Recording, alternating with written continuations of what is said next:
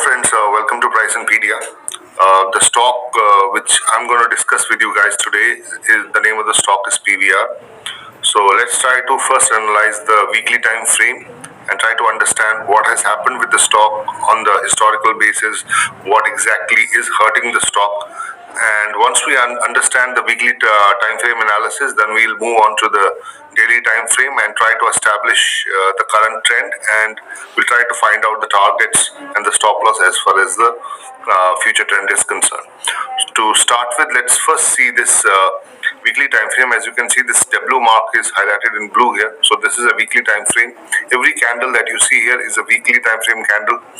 So our story starts from this candle here. So you see this is the Feb 2020 levels, which is 2094 levels. From this level, there was a major fall in the price of the stock. So in fact, I would say that the price started falling before the Corona mighty fall. So the price fell 1, 2, 3, so many candles. It's almost a breakout on the downside. So the price went all the way from 2094 levels down to around 800 levels.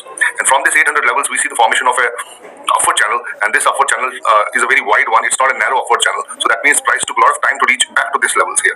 And what else do we see here in this channel? We see that there are some undershoots. So this is the one undershoot where the price did not touch the upper end of the channel. This is the second undershoot.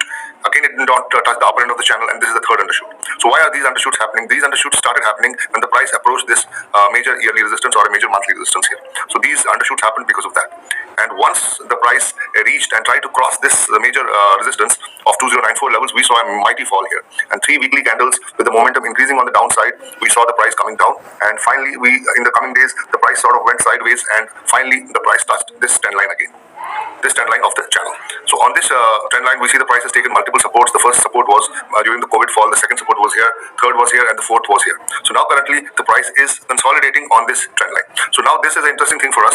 What we hope that price can somehow cross this mighty resistance here and reach to the top of this channel. So we have to understand this area of the chart so that we can probably say something about the future trend of the stock. So let's try to understand this area of the stock.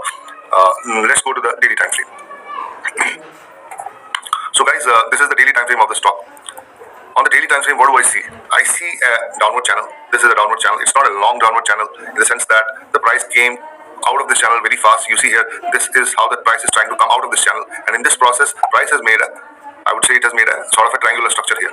So all looks good. It looks like it gives us a very rosy picture. So there's a decrease in the volatility. Price comes very nicely out of this channel. We see a gap up opening here, and we are convinced that the price can go up.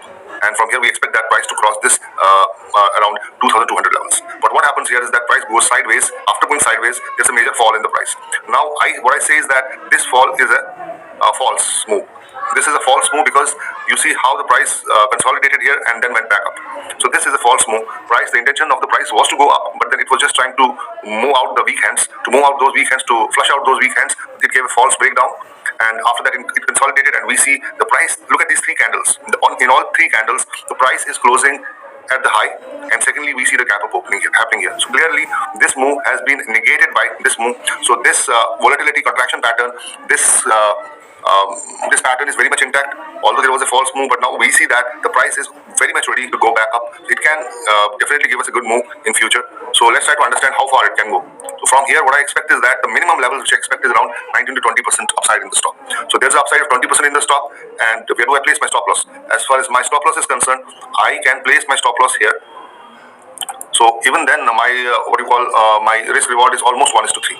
And there's very much possibility here that this price can cross this resistance and it can go much higher than this. But this is the minimum which I'm expecting in the stock. So I expect that the stock can give us a return of around 20% here. I don't see the stop loss getting hit so easily because you see the momentum is huge in the candles, and I expect that price can reach this level in the coming days.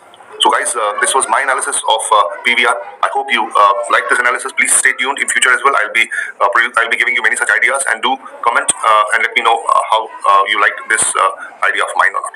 So guys, thank you very much. Have a nice day. Goodbye.